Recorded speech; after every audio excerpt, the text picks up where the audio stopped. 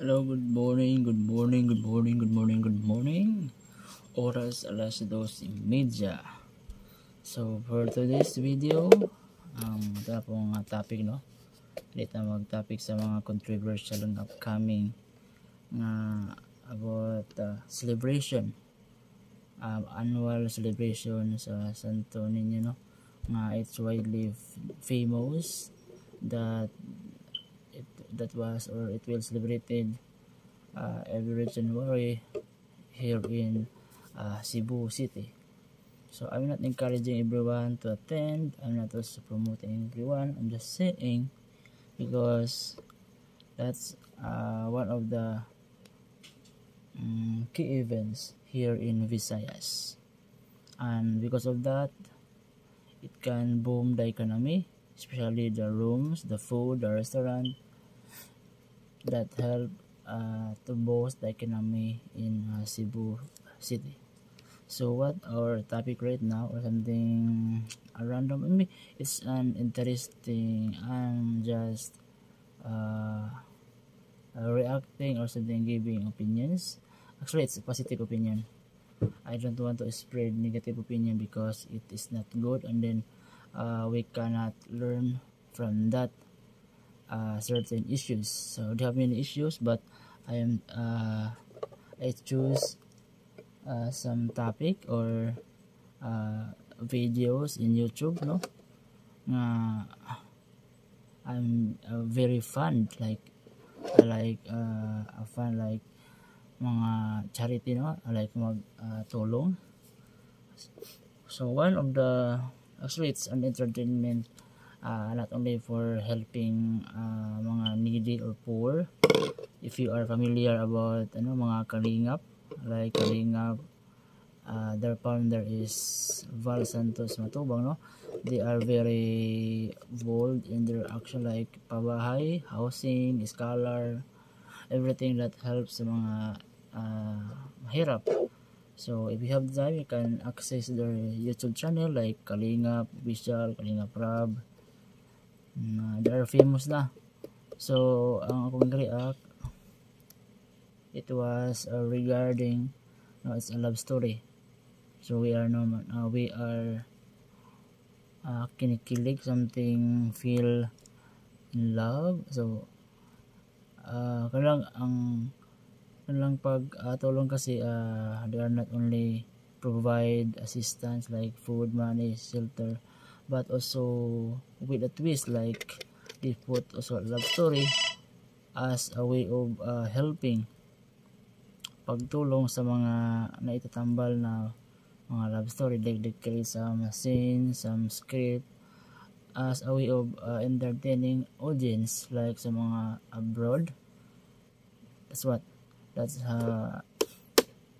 how I'm recording. So the first is the scene sa issue regarding Kalingap Edo, no? Issue sila tungkol sa sponsor, and then social media is very sensitive. Gamay lang, konting mistake lang or something, misunderstanding, they create a big issues in a way of creating views, in a way of making someone mahirapan, or like to create more misunderstanding.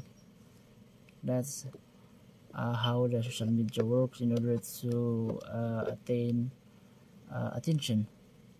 But for me, I'm not into bashing or negativity, but I'm just inspired, no? How Kalingap Edo is one of the scouter, and also one of the pillar in Kalingap Foundation. At the same time, he is also the one who have mga scholar because of the help of the sponsor. So I'm very amazed, and of course we are human, we feel in love or something, kinikilig, because of his bold decision to clear the misunderstanding from the parents of one of the Kalingap angels, and also beneficiaries, especially Biansi, no? So because of what happened in Manila, banding, because of, I can search their channel if you want to see the whole story and the issue. So my point here is giving some details or something learnings. If you watch the Kalingap Prab channel, their title something Kalingap Edo was confessing and clearing the misunderstanding between in that situation, like sa issue. So from that point of view, it's very rare, at the same time not only to clear the misunderstanding and also inakyat ng legal or something formality na he could then see one of the Kalingap angels, at the same time beneficiary also. So there's nothing wrong. If you love someone, you need to express your love. So my other point is not only about love, no, like the topic here or something, their channel is about charity, so pagtulong. So my point is Kalingap Edo is he uplift the what do you call it, yung pagkamadalagang Pilipina, like preserve the dignity, at the same time the respect for the parents of BNC. So not only to clear the misunderstanding, at the same time formality that he likes or he love or he want to court BNC. So I don't know kung hindi kayo kiligin, but for me as lang, di ba, the stereotype of men is hindi daw kinikilig yung mga lalaki, unlike kapag bakla. But me, kinikilig kasi it's very amazing, it's very inspirational na di ba, nowadays if we like someone, we do the courting through cell phone only, and we are not respecting something, ask the parents for approval to court their daughter.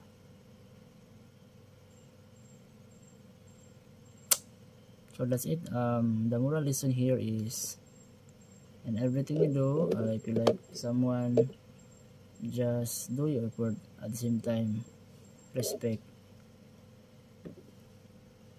through asking if it is okay to court their daughter, as a way of you are you call it, if you are serious to that woman or that daughter of that parents. So that's my thought and my idea regarding to the issue, at the same time helping the community to spread positivity and spread being a man who do effort and respect the parents like a traditional way, not the deliberate like using on the cell phone and then asking if it's okay to court you, something blah blah like that one. So that's it.